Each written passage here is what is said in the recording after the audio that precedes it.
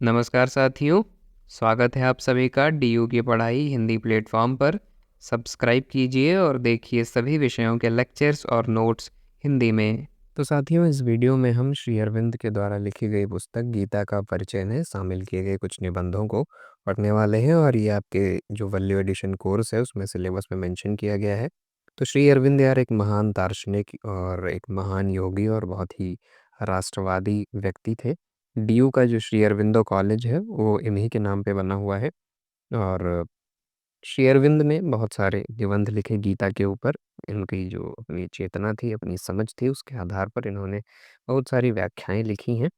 तो गीता का परिचय जो श्री अरविंद के द्वारा लिखी गई प्रसिद्ध पुस्तक है, इसमें जो निबंध हैं वो श्री अरविंद ने पहले बंगाली में लिखे थे। 1909 और 10 में ये धर्म नाम की पत्रिका में छपे थे। और गीता में जो इन्होंने ये निबंध लिखे हैं और गीता की जो केंद्रीय शिक्षा है ये सारे उन्हीं की ओर इशारा करते हैं। और गीता में हमें ईश्वर के संबंध में, दुनिया के संबंध में, जीवन के उद्देश्य के संबंध में और सही जीवन जीने का तरीका कैसा होना चाहिए, ये सारे जो सवाल हैं ये हमें सवालों के जो जवाब हैं ये हमें गीता से मिलते हैं। तो अगर आपने गीता कभी पढ़ी होगी तो आपके लिए यहाँ पे चीज़ों को समझना थोड़ा और आसान हो जाएगा। पर अगर आपने नहीं पढ़ी है तो अपने दिमाग को थोड़ा खोल करके रखिए, कान को थोड़ा खोल करके रखिए, क्योंकि ये ऐसी चीज़ नहीं है कि आपको बस कान खोल के सुन लिया बस समझ में आ जाएगा सब। एक कान से सुन के दूसरे कान से निकाल देंगे तो काम नहीं होने वाला है। थोड़ा ध्यान देने की आवश्यकता है। तो जैसे-जैसे हम आगे बढ़ेंगे आपको अधिक ध्यान देने की ज़रूरत होगी। और अगर कभी आपको 1.5 मिनट वाली रील्स की दुनिया से फुर्सत मिले तो ज़रूर गीता को पढ़िएगा, क्योंकि क्या पता कौन-सी बात आपको कब प्रभावित कर जाए और आपका जीवन बदल जाए। तो ठीक है, हम शुरू करते हैं आगे। और सबसे पहले हम प्रस्तावना पर बात करेंगे। तो गीता शुरू से ही महान पुस्तक रही है और भगवान कृष्ण ने अपना जो उपदेश है वो उसमें हमें दिया है।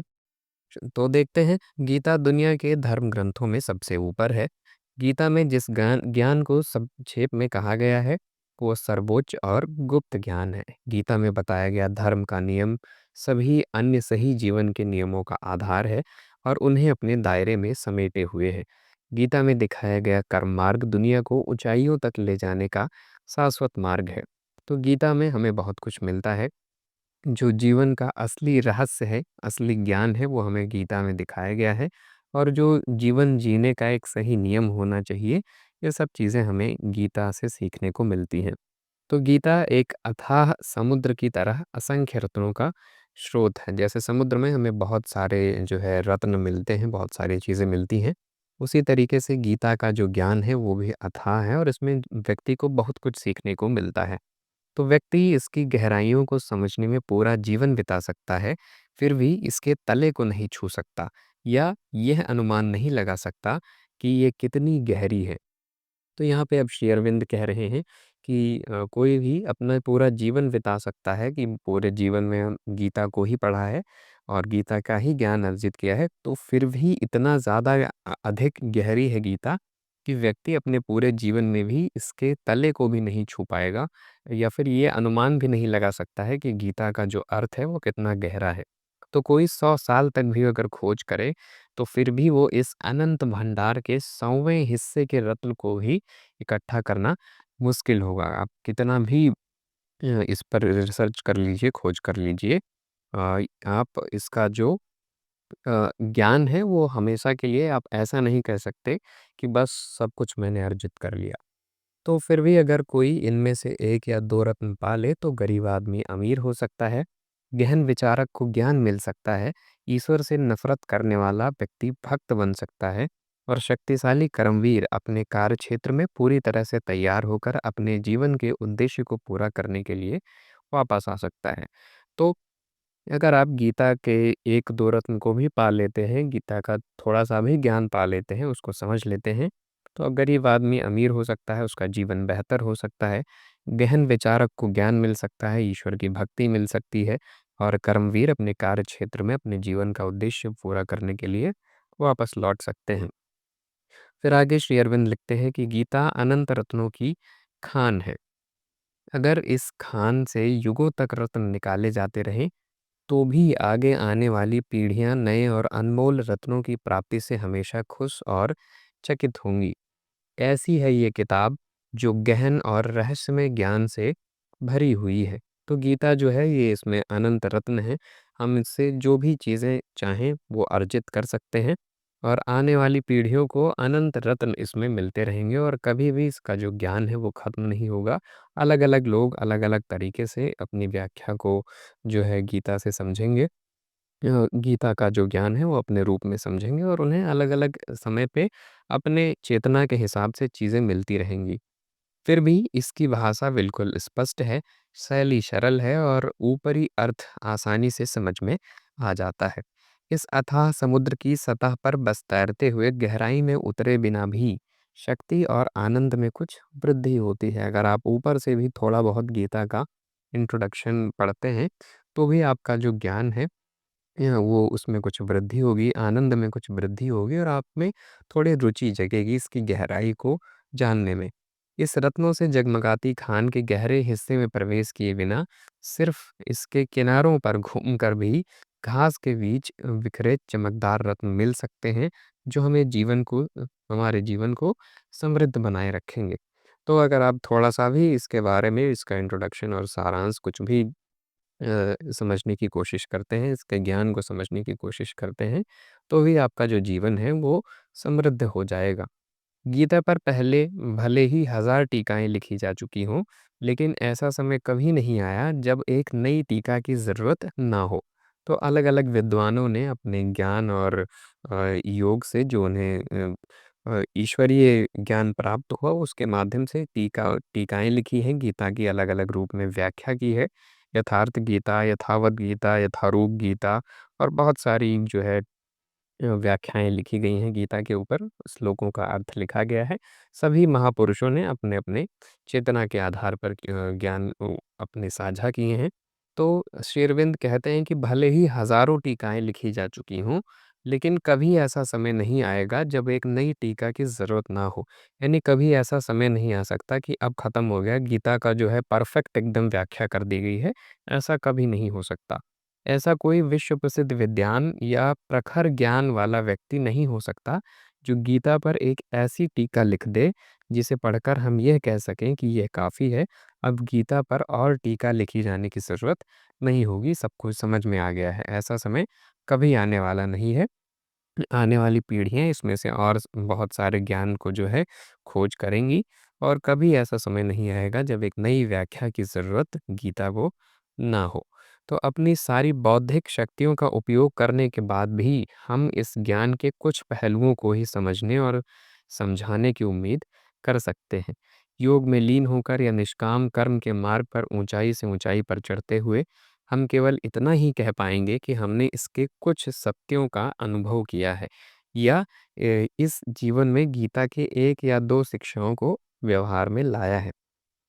वर्तमान में जो लेखक हैं यानी श्री अरविंद जी इन्होंने जो थोड़ा बहुत कुछ अनुभव किया, जो अपने योग मार्ग से, अपनी दर्शन शक्ति से जो भी इन्होंने अनुभव किया है, थोड़ा बहुत कर्म के मार्ग पर अभ्यास किया है, उस अनुभव और अभ्यास पर आधारित तर्क और विचार से जो अर्थ निकला है, उसे दूसरों की मदद के लिए स्पष्ट करना ही उनके इन निबंधों का उद्देश्य है। तो इसमें इस किताब में कुछ जो निबंध हैं उसमें कुछ वक्ता के ऊपर है, श्रोता के ऊपर है और युद्ध का जो क्षेत्र है उसके बारे में निबंध लिखे हैं। श्री अरविंद ने बहुत सारे निबंध लिखे हैं, इसमें से हम 2 प्रमुख निबंधों पर चर्चा करने वाले हैं, श्रोता और वक्ता के ऊपर। तो वक्ता जो है गीता के अंदर भगवान श्री कृष्ण हैं और श्रोता अर्जुन है। जो तो भगवान कृष्ण ने ही उपदेश दिया तो वक्ता जो है यहाँ पे भगवान कृष्ण हैं। गीता का अर्थ और उद्देश्य को समझने के लिए सबसे पहले वक्ता, श्रोता, समय और परिस्थिति पर विचार करना आवश्यक है। पहले बैकग्राउंड तो जान लिया जाए कि कौन बोल रहा है, कौन सुन रहा है, कब जो है गीता का प्रवचन दिया गया। तो भगवान श्री कृष्ण जो है वो वक्ता हैं। श्रोता उनके मित्र अर्जुन हैं, जो कि पुरुषों में सबसे वीर हैं और समय जो है जब ये गीता का उपदेश दिया भगवान ने, उस वो कौन-सा समय था? जब कुरुक्षेत्र में भीषण संघार होने वाला था। उस युद्ध के शुरू होने से पहले का समय है, जब अर्जुन भयभीत हो गया था कि मैं अब युद्ध नहीं करूँगा। तो उसके बाद फिर भगवान ने उसे उपदेश दिया।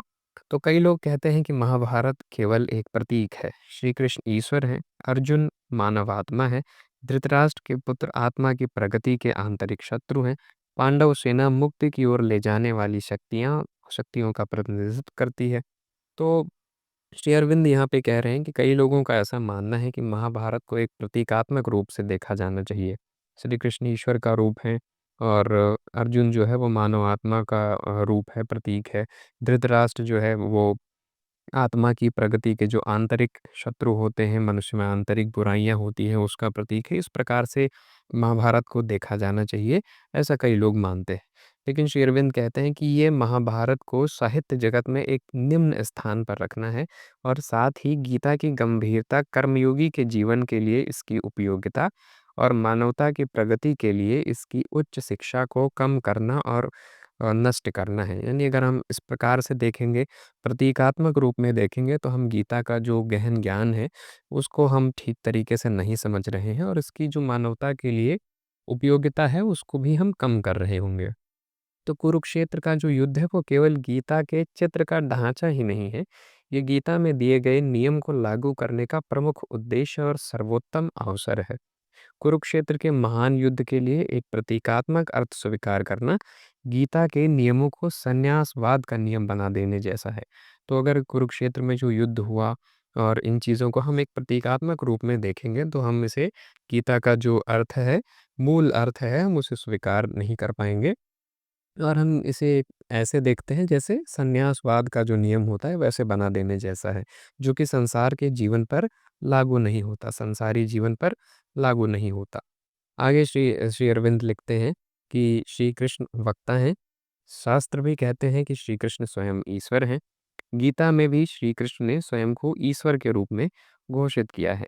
चौथे अध्याय में अवतार के सिद्धांत और 10वें अध्याय में विभूति के सिद्धांत के आधार पर यह घोषणा की गई है कि ईश्वर सभी प्राणियों के शरीर में छिपा हुआ है। तो गीता में भी इस बात का जिक्र आया है कि सभी प्राणियों में ईश्वर का ही अंश है और कुछ विशेष प्राणियों में शक्ति की अभिव्यक्ति के माध्यम से एक सीमा तक खुद को ईश्वर प्रकट करता है। यानी कुछ प्राणियों में आपको ईश्वर की जो शक्ति है वो देखने को मिलती है। जैसे जो महान संत महात्मा होते हैं, जो मुक्ति पा चुके होते हैं, उनमें आपको देखने को मिलेगा। जैसे प्रेमानंद महाराज जी हैं, ऐसे कई सारे संत हैं।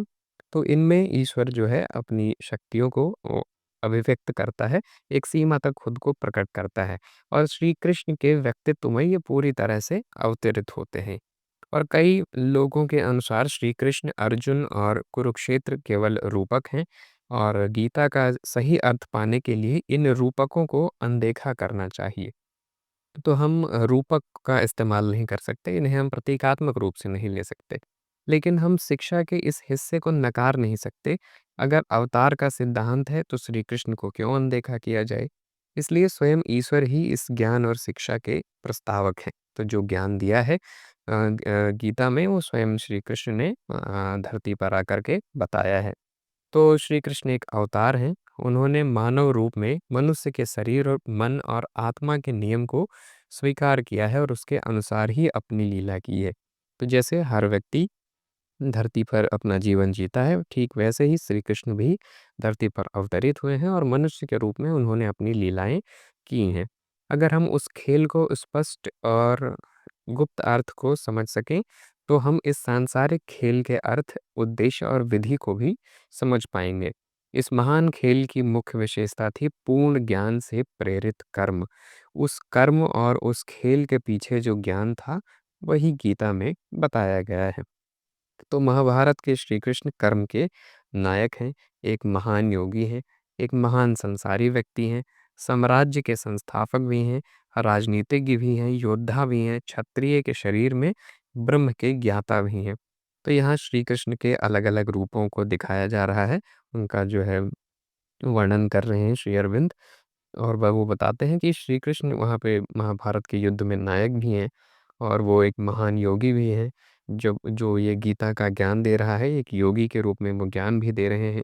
संसारी व्यक्ति भी हैं, साम्राज्य के संस्थापक भी हैं, राजनीतिज्ञ भी हैं, योद्धा भी हैं, क्षत्रिय के शरीर में ब्रह्म के ज्ञाता भी हैं तो ये श्री कृष्ण की विशेषताओं को बताया जा रहा है और उनके जीवन में हम परम शक्ति और महाशक्ति की अतुलनीय अभिव्यक्ति और रहस्यमय लीला देख सकते हैं।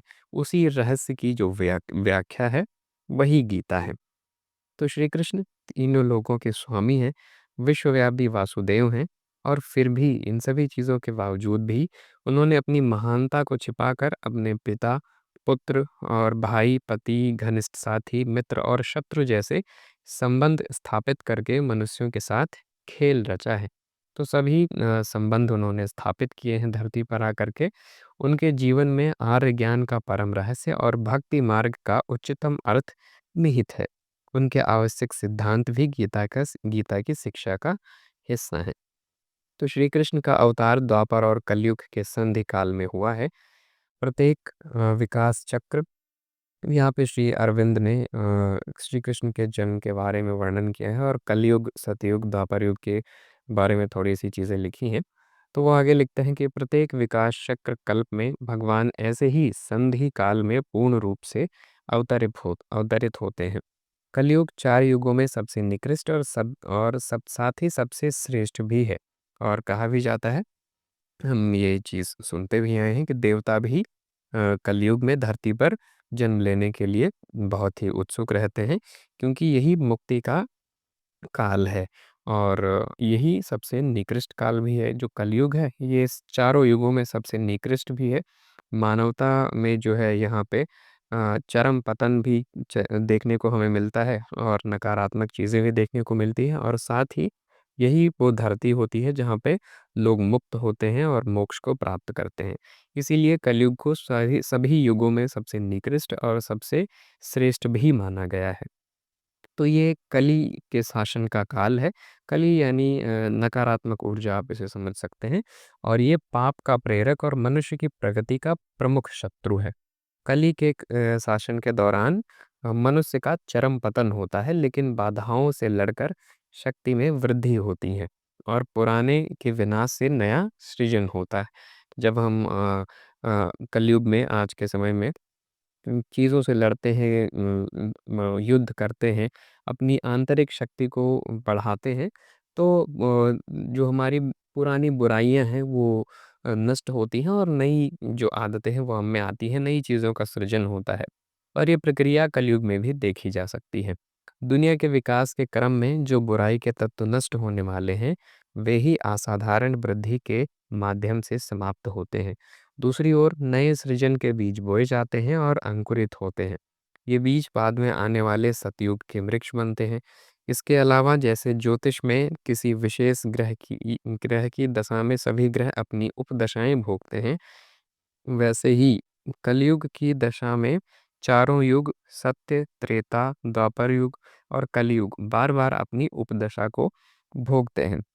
तो अब ये यहाँ पे श्री अरविंद ने ज्योतिष के अनुसार चीज़ों का वर्णन किया है और वो फिर आगे लिखते हैं कि इस चक्रीय गति के माध्यम से जैसे एक युग के बाद अगला युग आता है, उसी प्रकार से कलयुग में एक बड़ा पतन होता है जिसके बाद एक ऊपर की ओर एक प्रवृत्ति और फिर एक बड़ा पतन होता है और फिर से ऊपर की ओर एक उछाल होता है।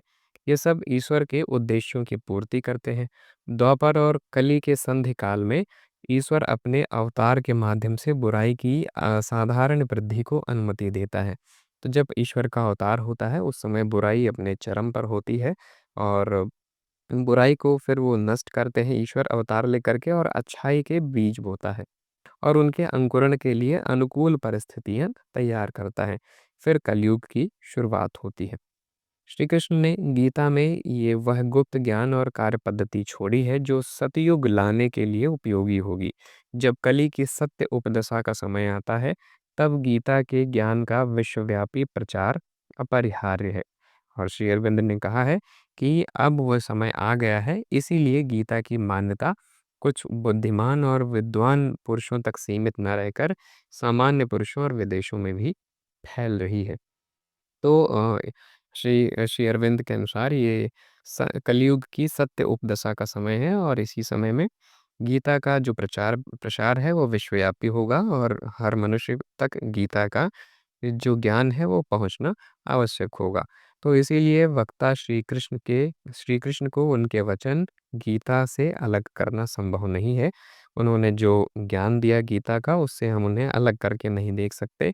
श्री कृष्ण गीता में निहित हैं और गीता श्री कृष्ण का ही शब्द रूप है। तो ये था उनका पहला निबंध, जो कि वक्ता के ऊपर था, श्री कृष्ण के ऊपर था।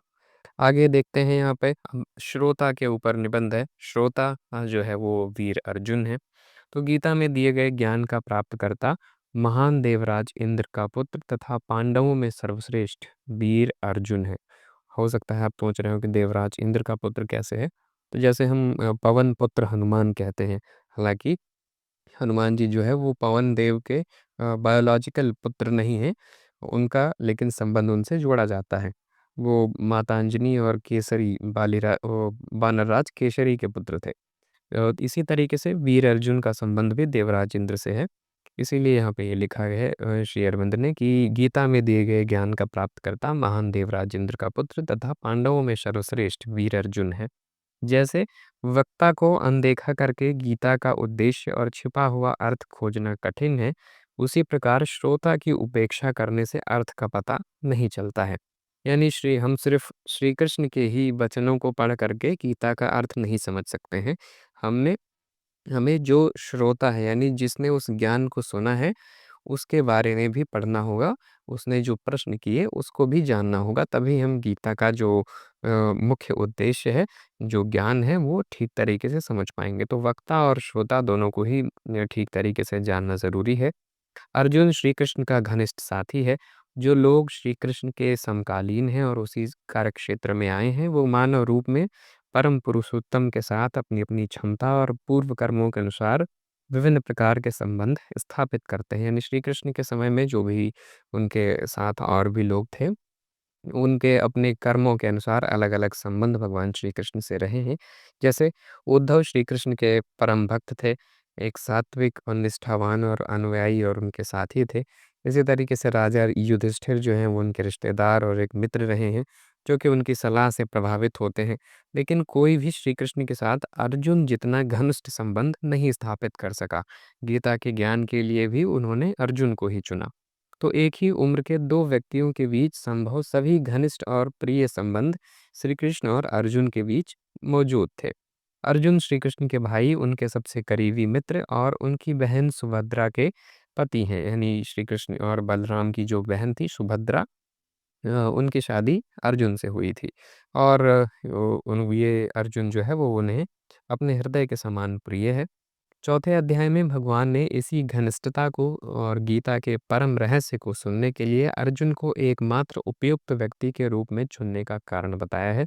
तो चौथे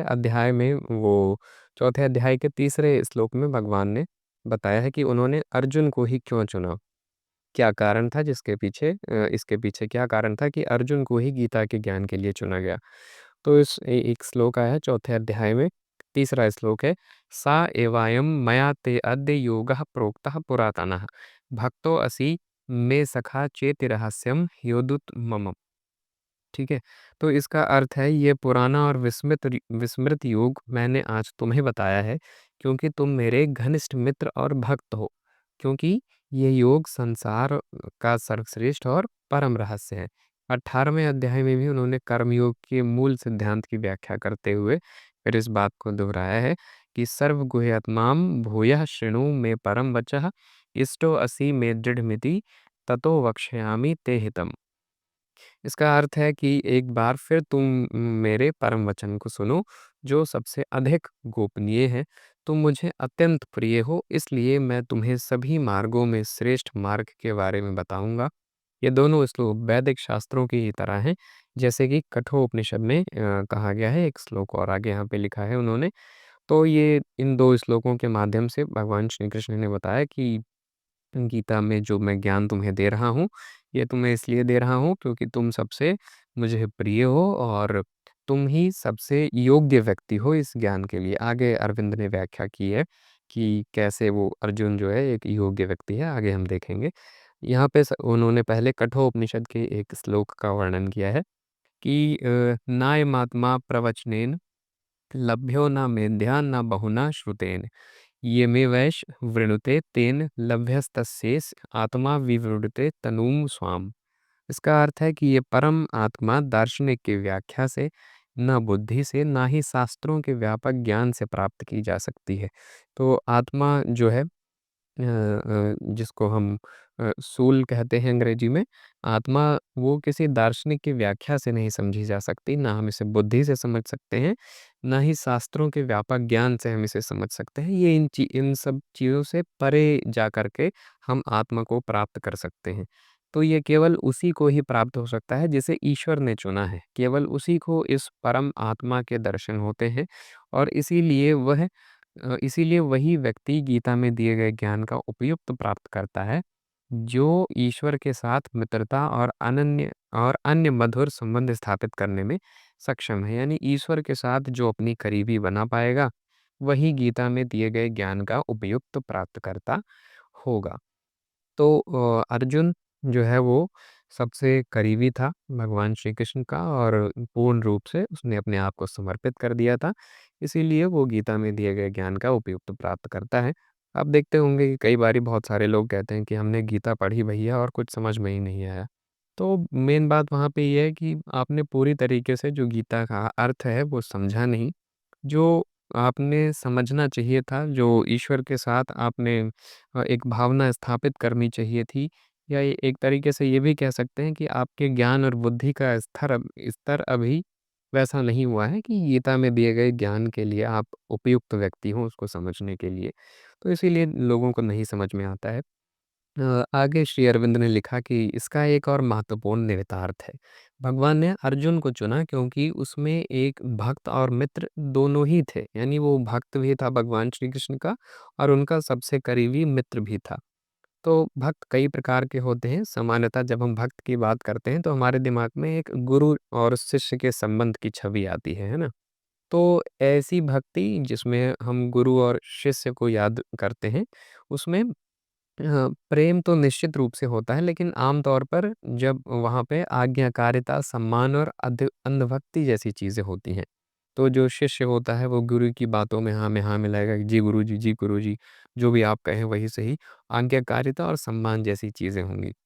तो यहाँ पे आगे वो श्री अरविंद जी ने यहाँ पे लिखा है कि लेकिन मित्र मित्र का सम्मान नहीं करता। तो भक्त तो था, अर्जुन भक्त भी था, लेकिन वो भगवान श्री कृष्ण का मित्र भी था।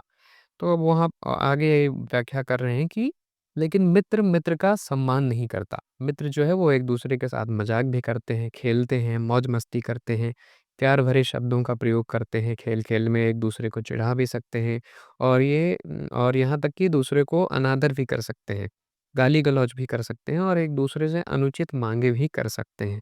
तो ये मित्रता में ये सारी चीज़ें होती हैं और मित्र सदैव मित्र का आज्ञाकारी नहीं होता। यानी मित्र ने कोई बात कही तो वो आज्ञा नहीं मानेगा जैसे कि गुरु और शिष्य करते हैं। और भले ही कोई व्यक्ति मित्र की गहरी बुद्धिमत्ता और सच्ची सद्भावना की प्रशंसा में उसके परामर्श के अनुसार कार्य करता हो, लेकिन ऐसे आँख मूंद कर कार्य नहीं करता, यानी अंधभक्ति नहीं होती 2 मित्रों के बीच में। तो जो मित्र होता है वो अपने मित्र से बहस भी करता है, उसके ज्ञान पर संदेह भी व्यक्त करता है और कभी-कभी उसके विचारों का विरोध भी करता है। तो मित्रता का पहला पाठ ये है कि भय का त्याग और दूसरा पाठ है कि आदर के दिखावे का त्याग। तो 2 मित्र जब होते हैं तो उनमें सबसे पहली चीज़ होती है कि भय का त्याग हो जाता है, दोनों एक-दूसरे से बिल्कुल डरते नहीं हैं। और दूसरी चीज़, दोनों के अंदर जो आदर है, वो दिखावा नहीं करते हैं कि मैं तुम्हारा बड़ा सम्मान करता हूँ, तुम मेरे मित्र हो, ऐसा नहीं होता। आदर के दिखावे का त्याग हो जाता है और प्रेम ही उसका प्रथम और अंतिम शब्द है। तो गीता के ज्ञान का पात्र वही है जो इस संसार गति को प्रेम और आनंद से परिपूर्ण एक मधुर और रहस्यमय खेल समझता है। ईश्वर को अपना संगी चुनता है और उसे अपने साथ मित्रता के सूत्र में बांधता है। यानी ईश्वर को वो अपने एक मित्र जैसा मानता है, जिससे वो अपने प्रश्न कर सके, अपनी चीज़ों को, अपनी जो उसके दिमाग में प्रश्न चल रहे हैं उनके जवाब मिल सके। इसीलिए वो व्यक्ति ईश्वर के अपने संगी के रूप में चुनता है, साथी के रूप में चुनता है।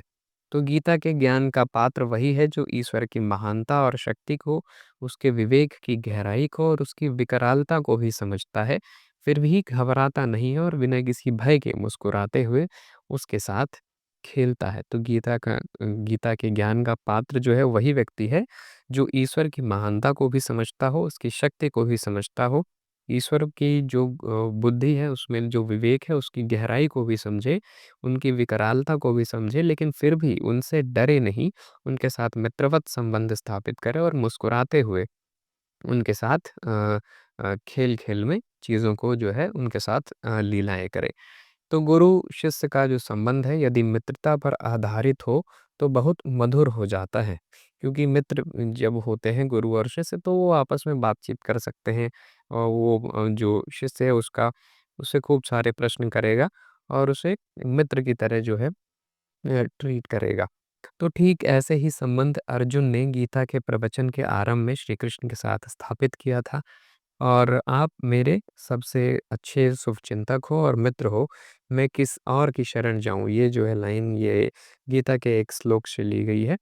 मैं अपनी विचार शक्ति खो चुका हूँ, मैं ज़िम्मेदारी के बोझ से भयभीत हूँ, मैं संशय में डूबा हुआ हूँ, घोर दुखों से घिरा हुआ हूँ। आप मेरी रक्षा कीजिए, मुझे उपदेश दीजिए। तो ये जो है गीता की लाइन की व्याख्या की है श्री अरविंद ने, जब अर्जुन ने अपने आप को समर्पित कर दिया था भगवान श्री कृष्ण को कि अब आप ही मेरा मार्गदर्शन कीजिए, मैं जो है युद्ध नहीं कर पाऊँगा, ये सारी चीज़ें मुझसे नहीं हो पाएँगी, मैं बहुत डरा हुआ हूँ। तो आगे श्री अरविंद ने लिखा है कि मैं इस लोक और परलोक में अपने कल्याण का सारा उत्तरदायित्व आपके हाथों में सौंपता हूँ। ये अर्जुन की लाइन है। इसी भावना से अर्जुन ने ज्ञान प्राप्त करने के उद्देश्य से मानवता के मित्र और सहायक से प्रार्थना की। माँ और बच्चे का संबंध भी मित्रता का हिस्सा बन जाता है। जैसे माँ और बच्चे के बीच में संबंध होता है, मित्रता का संबंध होता है। माँ और बच्चे यानी बेटे अपनी माँ से कुछ भी बोल सकते हैं, कुछ भी बता सकते हैं। तो आयु में जो मित्र बड़ा होता है और बुद्धि में श्रेष्ठ होता है, तो वो अपने अल्पज्ञानी मित्र को माँ की तरह प्यार करता है, उसकी रक्षा करता है और देखभाल करता है। और जब मित्र ज्ञान में बड़ा होता है, तो वो उसे हमेशा खतरों और बुराई से बचाता है। श्री कृष्ण भी अपने साथ मित्रता स्थापित करने वाले के प्रति मात्र मात्र प्रेम का भाव प्रकट करते हैं। मित्रता से केवल मात्र प्रेम की गहराई ही नहीं, बल्कि वैवाहिक प्रेम की प्रखरता और तीव्र आनंद भी प्राप्त होता है। तो जब 2 मित्रों में गहराई होती है, उनके उनमें प्रेम होता है मित्रता में, तो इससे उन्होंने उनमें अगर तीव्र आनंद भी मिलता है, वैवाहिक प्रेम की प्रखरता भी मिलती है और उस मित्रता में मातृत्व प्रेम की भी गहराई होती है। तो मित्र हमेशा एक दूसरे की संगति चाहते हैं, वियोग में वो तड़पते हैं, प्यार भरे स्पर्श से प्रसन्न होते हैं और एक दूसरे के लिए अपना जीवन त्याग देने में भी आनंद महसूस करते हैं। ये यहाँ पे फिर मित्रता के बारे में बताया गया है और मित्रता की जो विशेषताएँ हैं उसके बारे में बताया गया है। सेवा का संबंध भी मित्रता का हिस्सा बन जाने पर बहुत मधुर हो जाता है। जैसा कि ऊपर कहा जा चुका है कि परमेश्वर के साथ जितना अधिक स्नेहमय संबंध स्थापित होगा, उतना ही अधिक मित्रता विकसित होगी। उतनी ही अधिक गीता ज्ञान प्राप्त करने की क्षमता बढ़ेगी। यानी ईश्वर से आप जितनी अधिक मित्रता भाव रखेंगे, जितना आप उनके करीब होते जाएँगे, उतना ही आपको गीता का ज्ञान प्राप्त करने की आप में जो क्षमता है वो बढ़ेगी। कृष्ण का मित्र अर्जुन महाभारत का प्रमुख पात्र है। गीता में कर्मयोग की शिक्षा ही प्रधान है। ज्ञान, भक्ति और कर्म ये तीनों मार्ग परस्पर विरोधी नहीं हैं। तो गीता में जो मार्ग बताए गए हैं मुक्ति के लिए, ईश्वर को प्राप्त करने के लिए उसमें से ज्ञान मार्ग है, भक्ति मार्ग है, कर्म मार्ग है। तो श्री अरविंद लिखते हैं कि आप किसी भी मार्ग से जा सकते हैं, जैसा कि भगवान श्री कृष्ण ने भी गीता में कहा है कि चाहे जिस मार्ग से जो है आप चलना पसंद करें, अंत में आप मुझ में ही आकर के समाहित हो जाएँगे।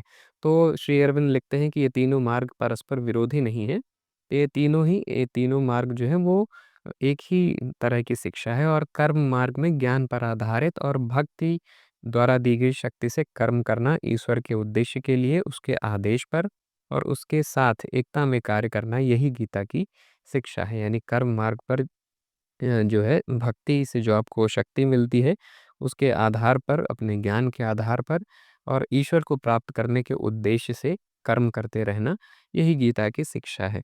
जो लोग संसार के दुखों से भयभीत हैं, जीवन में विरक्ति से पीड़ित हैं, जिन्होंने ईश्वर की इस लीला में रुचि खो दी है, जो अनंत की गोद में छिपने की इच्छा रखते हैं और इस खेल को छोड़ देना चाहते हैं, उनका मार्ग अलग है। तो यहाँ पे अब उन लोगों की बात हो रही है जो लोग संसार के दुखों से पीड़ित होते हैं और ईश्वर में उनकी इच्छा जो है वो उन्होंने त्याग दी होती है। आगे उन्होंने लिखा है कि महारथी और वीर अर्जुन में ऐसी कोई भी इच्छा या भावना नहीं थी, वो इन चीज़ों को पार कर चुका था। श्री कृष्ण ने इस परम रहस्य को किसी शांत तपस्वी या बुद्धिमान दार्शनिक को नहीं बताया, किसी अहिंसा व्रतधारी ब्राह्मण को इस शिक्षा का प्राप्तकर्ता नहीं चुना। एक क्षत्रिय योद्धा जो अत्यंत शक्तिशाली और पराक्रमी था, उसे इस अतुलनीय ज्ञान को प्राप्त करने के लिए उपयुक्त पात्र माना गया है। तो श्री अरविंद ने यहाँ पे लिखा है कि श्री कृष्ण ने किसी ऐसे व्यक्ति को नहीं चुना कि बहुत जो शांत हो, मेडिटेशन वाला ध्यानी व्यक्ति हो या बुद्धिमान दार्शनिक व्यक्ति हो या किसी ब्राह्मण व्यक्ति को चुना जाए।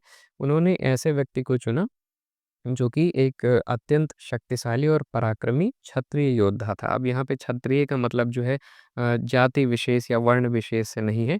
क्षत्रिय अध्यात्म में एक स्तर होता है, आध्यात्मिक शक्तियों का एक स्तर होता है, जिसमें आप साधना के पथ पे चल के आप क्षत्रिय के स्तर तक पहुँचते हैं। तो जन्म से ही ये चीज़ तय नहीं होती है। तो वही इस शिक्षा के सबसे गहरे रहस्यों में प्रवेश करने में सक्षम है, जो जीवन के युद्ध में विजय या पराजय से अविचलित रह सकता है। ये आत्मा उस व्यक्ति द्वारा प्राप्त नहीं की जा सकती जो बलहीन है, यानी कमज़ोर इसे नहीं प्राप्त कर सकते हैं। नायाम आत्मा बलहीनेन लभ्या, केवल वही व्यक्ति जो मुक्ति की इच्छा मुमुक्षुत्व से अधिक ईश्वर को पाने की आकांक्षा रखता है, वही ईश्वर की निकटता का स्वाद पा सकता है। अपने वास्तविक स्वरूप में स्वयं को शाश्वत रूप से मुक्त अनुभव कर सकता है और मुक्ति की इच्छा को अज्ञान का अंतिम आश्रय मानकर त्याग कर सकता है। तो केवल वही व्यक्ति जो प्रकृति के गुणों से परे हो चुका हो, गुणातीत होने में सक्षम हो, यानी जिसके अंदर तामसिक गुण, राजसिक गुण और अंततः उसमें सात्विक गुणों को भी त्यागने की क्षमता हो, वही व्यक्ति गीता के ज्ञान का परम अधिकारी है। और अर्जुन ने क्षत्रिय धर्म का पालन करके अपनी राजसिक प्रवृत्तियों को पूरा किया और साथ ही साथ सात्विक आदर्श को स्वीकार करके रजोगुण की शक्ति और सत्व की ओर मोड़ दिया। ऐसा व्यक्ति गीता की शिक्षा के लिए उत्कृष्ट पात्र माना गया है। तो ये यहाँ पे श्री अरविंद ने व्याख्या की कि कैसे अर्जुन जो है वो गीता की शिक्षा का उत्कृष्ट पात्र है और सबसे अच्छा गीता को ज्ञान के प्राप्त करने के लिए सबसे सही व्यक्ति है। इसीलिए भगवान श्री कृष्ण ने अर्जुन को ये शिक्षा दी। अर्जुन अपने समकालीन महान योद्धाओं में श्रेष्ठ नहीं था। आध्यात्मिक ज्ञान में व्यास सबसे महान थे। उस युग के सभी प्रकार के सांसारिक ज्ञान में भीष्म सर्वश्रेष्ठ थे। ज्ञान की व्यास की बात करें तो ज्ञान को प्राप्त करने की सबसे ज़्यादा इच्छा धृतराष्ट्र और विदुर जैसे बाकी लोगों में थी।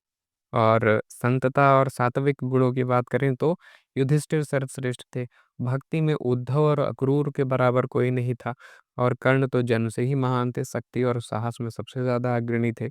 फिर भी अर्जुन ही एक ऐसा व्यक्ति था जिसे तीनों लोकों के स्वामी ने चुना था और उसी के हाथ में गांडीव धनुष और जैसे दिव्य हथियार दिए थे और उसे शाश्वत विजय दिलाई थी। उसी के माध्यम से हजारों हजार भारत के विश्व प्रसिद्ध योद्धाओं को हराया और उन्होंने युधिष्ठिर के लिए निर्विवाद साम्राज्य अर्जुन के पराक्रम के उपहार के रूप में स्थापित किया। सबसे बढ़कर उन्होंने अर्जुन को ही गीता में दिए गए ज्ञान का एकमात्र योग्य पात्र माना है। आगे फिर श्री अरविंद लिखते हैं कि महाभारत में अर्जुन ही नायक और मुख्य पात्र है। उस काव्य के प्रत्येक भाग उसी की कीर्ति और महिमा का बखान है। ये भगवान या महाभारत के रचयिता व्यास की ओर से कोई अनुचित पक्षपात नहीं है। यानी अर्जुन को ही मुख्य पात्र बनाया जाना और अर्जुन को ही गीता का ज्ञान मिलना, ये महाभारत लिखने वाले ने कोई गलत नहीं लिख दिया है, कोई पक्षपात नहीं किया है या भगवान की ओर से कोई पक्षपात नहीं हुआ है। ये उच्च स्थान पूर्ण विश्वास और आत्मसमर्पण से प्राप्त होता है।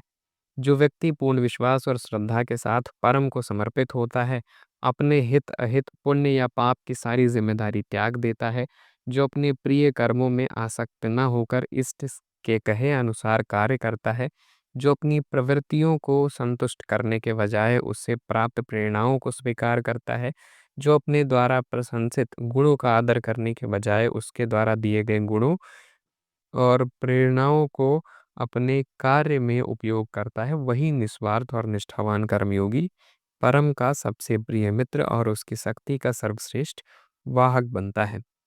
तो ये श्री अरविंद ने यहाँ पे व्याख्या की कि कौन व्यक्ति है जो इस ज्ञान का अधिकारी होता है और उसमें क्या-क्या गुण होने चाहिए।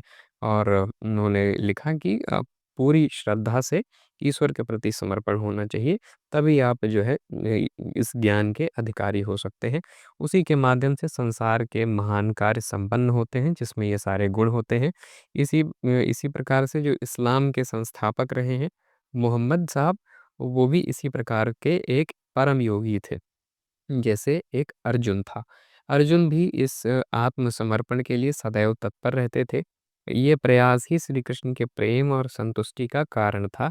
जो व्यक्ति आत्मा समर्पण के लिए गंभीर प्रयास करता है, वही व्यक्ति गीता की शिक्षा ग्रहण करने के लिए सबसे अधिक योग्य है। यानी ईश्वर के प्रति आत्मसमर्पण पूर्ण रूप से समर्पित हो जाइए कि भगवान आप ही को देखना है, आप ही अब हमारे आगे के मार्ग के लिए ज़िम्मेदार हैं, आप ही रास्ता बताएँगे।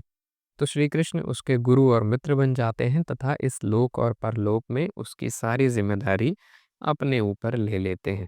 ठीक है? तो ये यहाँ पे निबंध हमारा समाप्त होता है। सारा जो इन्होंने व्याख्या की थी, वो हमने देख ली है। आगे यहाँ पे कुछ पिछले वर्ष के प्रश्नोत्तर यहाँ पे दिए गए हैं इससे संबंधित। पहला प्रश्न आया हुआ है कि गीता का परिचय पर टिप्पणी लिखिए। श्री अरविंद के द्वारा लिखी गई जो ये निबंध है, उसमें से आप टिप्पणी लिख सकते हैं। आपको उत्तर यहाँ पे लिख करके दे दिया गया है। दूसरा प्रश्न भी इसी तरीके से है कि वक्ता पर टिप्पणी लिखिए और श्रोता पर टिप्पणी लिखिए। यही प्रश्न इससे लिखने को आते हैं, उत्तर लिखने को आता है।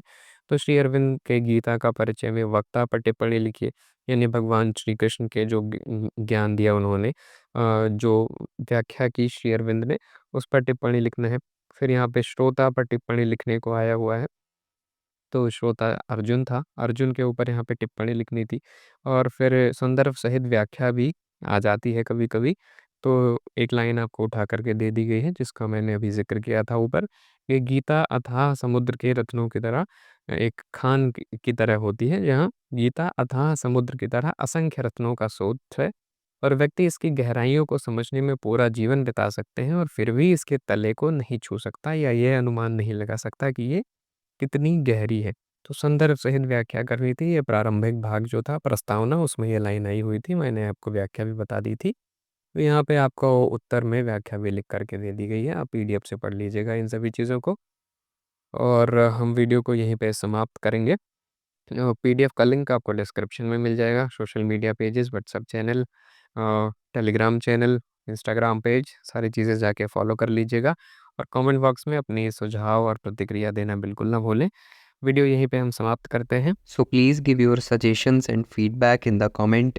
This is the end of the video. Thank you. Have a nice day.